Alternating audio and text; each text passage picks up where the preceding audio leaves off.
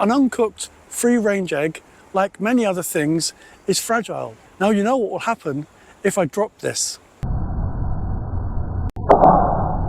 Fragility is a quality that also describes various objects, systems, relationships, and states.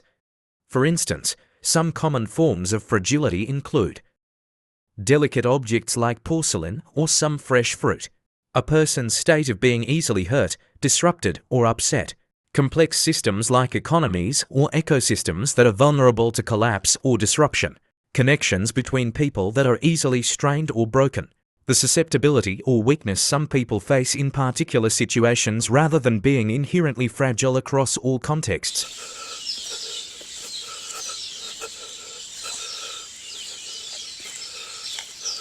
The usual countermeasures or antidotes for the susceptible and fragile include durability to withstand stress, pressure, and adversity without failing, resilience training to bounce back from a disaster, helplessness or sucking it up, which involves accepting that bad things happen and it's futile trying to do anything about it. Unfortunately, these approaches are reactions, not responses we can learn or self-improve from.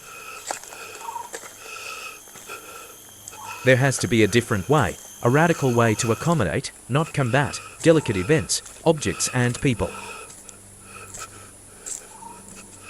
Antifragility, a term coined by the writer Nassim Nicholas Taleb, refers to systems or individuals that can not only endure stress or adversity, but benefit from chaos and challenges.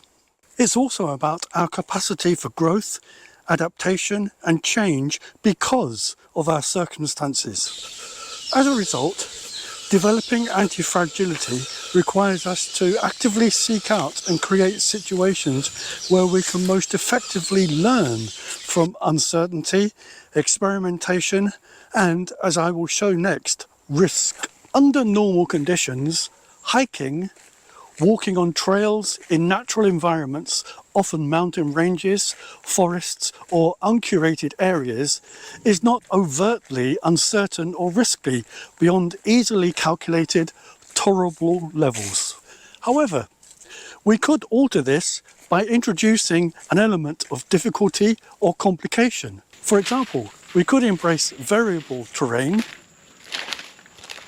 inclement weather, or route finding without a map, global positioning system, GPS, or navigation app on a smart mobile device. These are useful skills, but relatively safe options. Rather, the serious, anti-fragile aspirant courts unorthodoxy and shock to maximize memory-shaping, deeply impactful experiences.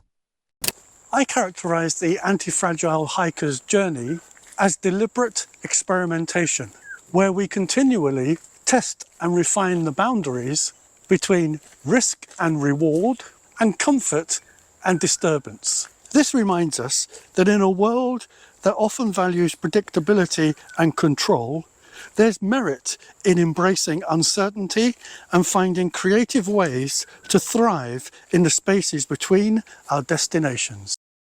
Not to be overly dramatic or boastful, here are 5 suggestions for hikers to consider that hold the potential for rapid, foolproof creativity, innovation, and adaptability in response to deliberate situational fragility. Drift walking, intentionally getting lost, allowing yourself to observe your surroundings and seeing where the journey takes you. Obstacle coursing, identify unusual obstacles, such as navigating through dense vegetation, thick mud, or crossing rivers and streams by wading in the water. Practice overcoming these obstacles to develop creative problem-solving skills and physical resilience. Sensory deprivation, hike or walk blindfolded, with earplugs or in complete silence. This will heighten your other senses and force you to rely on intuition and instinct. Intentionally impose constraints on yourself, such as walking with a heavy backpack, novelty clothing, or wearing uncomfortable or worn-out shoes. This will help you develop adaptability and resourcefulness. Night walking, hike without artificial light sources to develop your nocturnal navigation skills and heighten your senses. This will help you build trust in your intuition and ability to navigate uncertain environments. How can we apply these principles beyond walking and hiking? Let me know in the comments below.